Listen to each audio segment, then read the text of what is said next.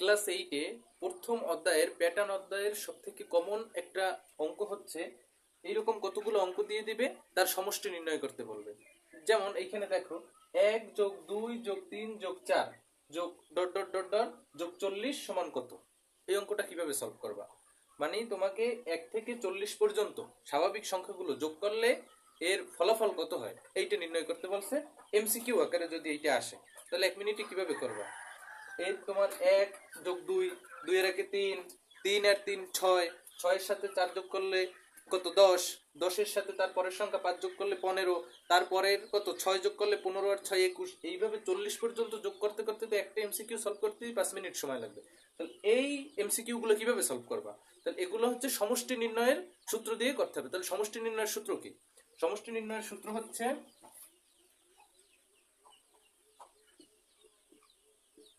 সমষ্টি সমান প্রথম সংখ্যা যোগ শেষ সংখ্যা ইনটু পদ সংখ্যা ভাগ 2। তাহলে ওইটা লেখো, প্রথম সংখ্যা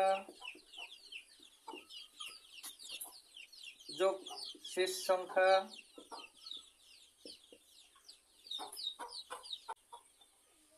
ভাগ প্রথম সংখ্যা যোগ শেষ সংখ্যা ইনটু পদ সংখ্যা।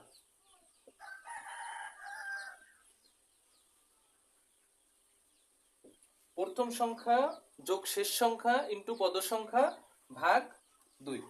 তাহলে এইখানে দেখো, এইখানে প্রথম সংখ্যা কত 1, প্রথম সংখ্যা কত 1, শেষ সংখ্যা কত 40, পদ সংখ্যা কতটি 40টি, কারণ 1 থেকে 40 পর্যন্ত পদ সংখ্যা কতটি 1 থেকে 40, 40টি। তাহলে প্রথম সংখ্যা 1 লেখো, প্রথম সংখ্যা 1 যোগ শেষ সংখ্যা কত, শেষ সংখ্যা 40 যোগ 40